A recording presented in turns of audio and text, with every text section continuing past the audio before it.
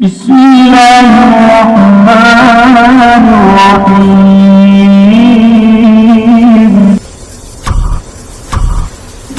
دیده کی سلورم واقعہ اللہ پاک دا الیاس علیہ السلام ذکر کرا.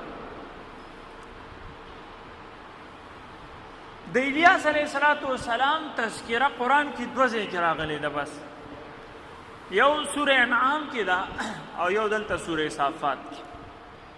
سورہ انعام کی صرف د پیغمبرانو هغه فهرست ذکر کړي پاغي کې الته راغلي او دې کې سو مختصر غونته کې داغه د دعوت او د تبلیغ تذکرہ الله پاک داغه د انداز داغه خبر الله پاک کې به مختصر وکړه. د الیاس علیه السلام تاریخ داغه داغه علاقه داغه د پیغمبري نمبر چې دا په کم نمبر باندې او چې د ست ترتیب سره قرآن بالکل د دینه خاموش دی او مستند او صحیح احادیث هم بالکل دینه خاموش دی چې دا په کوم ځای کې د نسب د چا سره ملاوېدو چا سره تعلق کوم منځ کې راغلی دی د ټولو نه قرآن او صحیح احادیث د دینه خاموش دي.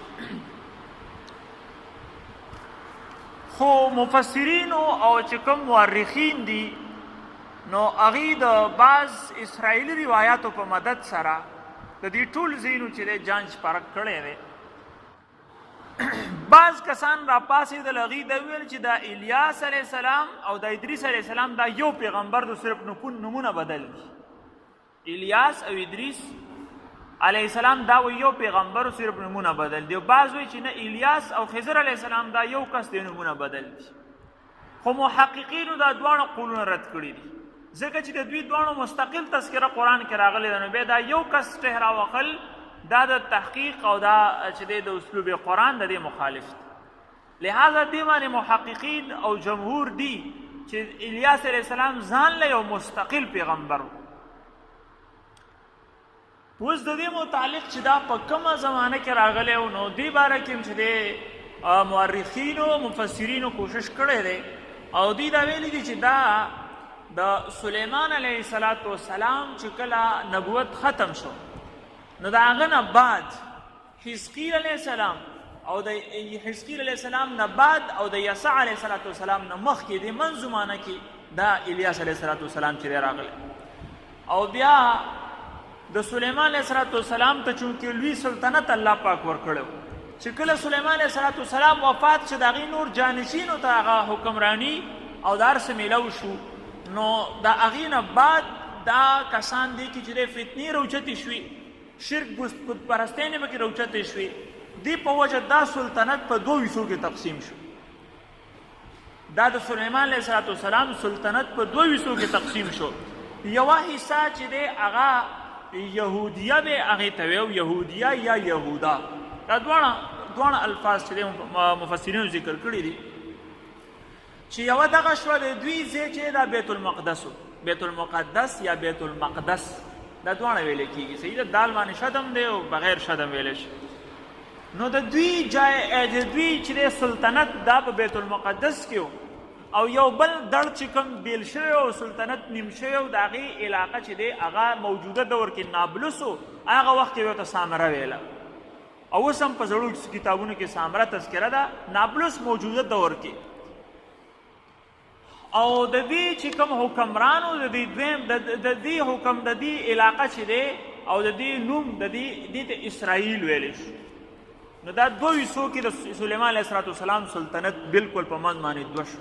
د دې اسرائیل یعنې د دې دویمې حصې چې کوم مشر و بادشاه د هغې دپاره په انجیل کې چې دی اخیب نوم یې لیکلی. اخیب بیل دي دا دواړه الفاظ بیل دي. اخیب د انجیل کې دی او بعض د عربۍ چې تفاسیر دي او بعض مورخینو د دې دپاره د منځ کې یا نه ده کړې بلکې دواړه یو ځای کړي. اخیب یې لیکلی دی او بعضو چې دی د خام په ځای باندې جیم لیکلی عجب یې لیکلی.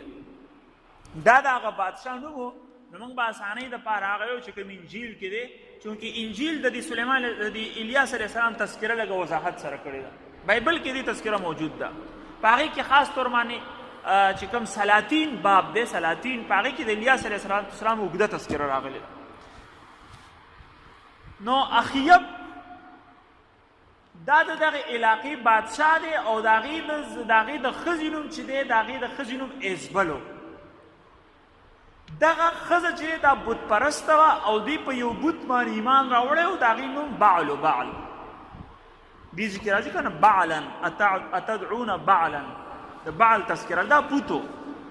نو د دقې اخیب ښځه چې کوم دی دا د دې بعل بوت د دې عبادت به کو. نو ډېر وخته پورې دی په دې کې مبتلا و. نو دی په دې بت پرستۍ کې مبتلا و. اخره ول الله پاک الیاس علیه السلام راولېږو چې ته لاړ شه او دی اسرائیل دی قوم ته دی پویه کا چې دوی د بت پرستي پرېږدي او دوی واپس سیده لار ته راواوړي. الیاس علیه السلام اردن کې پیدا شوی او دغه علاقه کې دین دغه وخت کې موجود. الله پاک دی قوم ته الیاس علیه السلام راولېږو.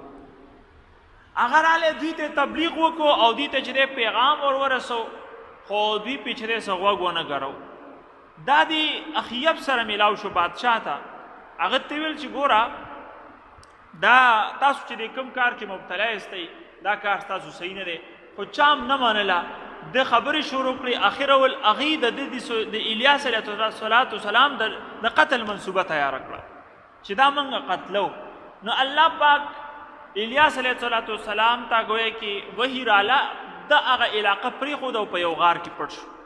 الیاس علیه السلام چې هلته په غار کې خیرې وکړه چې یا الله ته په دې قوم باندې قحط راولې او چې کله دې قحط کې دا بیخي مجبوره شي نو ته به هغه وخت کې دوی ته خپلې معجزې وښې کیدای شي هغه معجزو په وجه باندې دوی ایمان راوړي او نیغې لار ته راواوړي.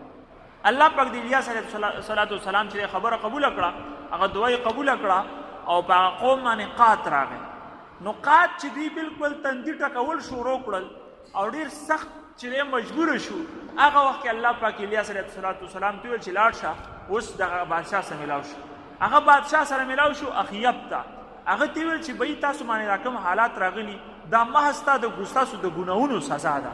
ګناه پرېږدئ سبا به تاسو باندې باران وشي ټولې علاقې به شنې وشنې شي او تاسو ته به ښه مزېدار فصل میلاو شي. نو هغه ویل چې څنګه پته به لګي. نو دا لاړې هغه ورته ویل چې بهی زموږ دا بت چې کوم دی اخیب د ده 4,500 پیغمبران دي. هغوی به دا خیال کو چې دا اخیب دا زموږ معبود دی خدای دی او د ده 4,500 پیغمبران دي. نو الیاس علیه السلام ورته چې ټیک ده ستاسو د معبود 4,500 پیغمبران دي. زه د خپل رب یو پیغمبر یم.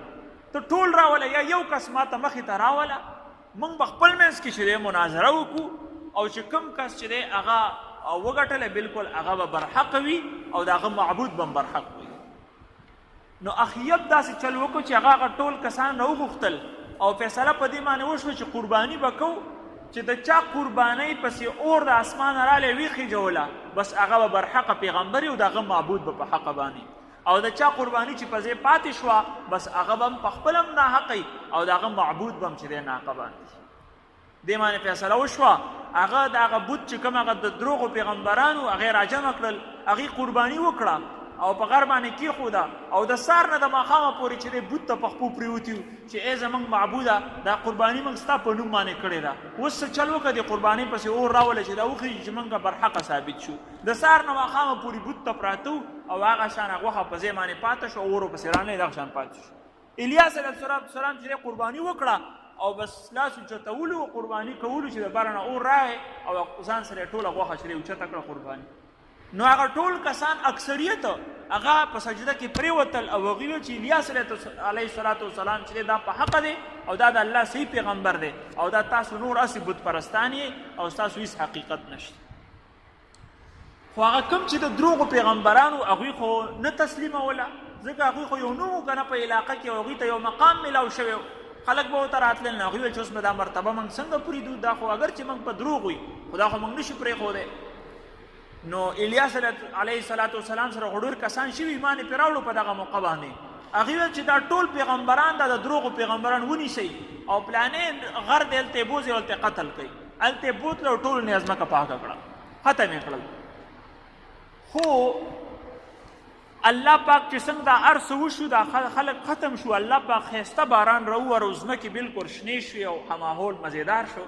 اوس په کار وه چې د بادشاه او د هغې بیبي د هغې چې کومه ښځه وه ایزبل په کار وی چې دی اوس په د باندې ایمان راوړی وی خو هغه نورم د دې خلاف شو د الیاس علیه السلام او د ده خلاف د قتل منصوبه تیاره چې دا ختم کوي او په د باندې چې دی موږ ایمان نشو راوړی زموږ به خپل بوتي بعل الیاس علیه السلام چې دی دا به پرېښود او واپس هغه بل سلطنت چې کوم یهودا یا یهودیه کوم چې بیت المقدس کې ولته لاړی هلته کې د دې بعل پرستار هلته هم رسېدلي وو د دې بوته خبرې هلته هم رسېدلې وې هلته هم د دې چې دی مریدان پیدا شوي نو بس هلته هم دلته چې دی مسله جوړه شوه هغه بادشاه سره میلاو شو هغه هم ونه منله بیا واپس دیجي ته راغی خو به هر حال دواړو قومونه اخره پورې کمو کسانو ومنل ډېرو ونه منله الله پاک دا کسان چې دی په جګړو کې اخته کړل او د نورو قومونو باندې دا قومونه بلکل یې د ځمکې د شان ختم کړل بس الله پاک دغه نور قومونه دوی دپاره یو قسم له عذاب کو او دوی د ځمکې د شانه ختم شو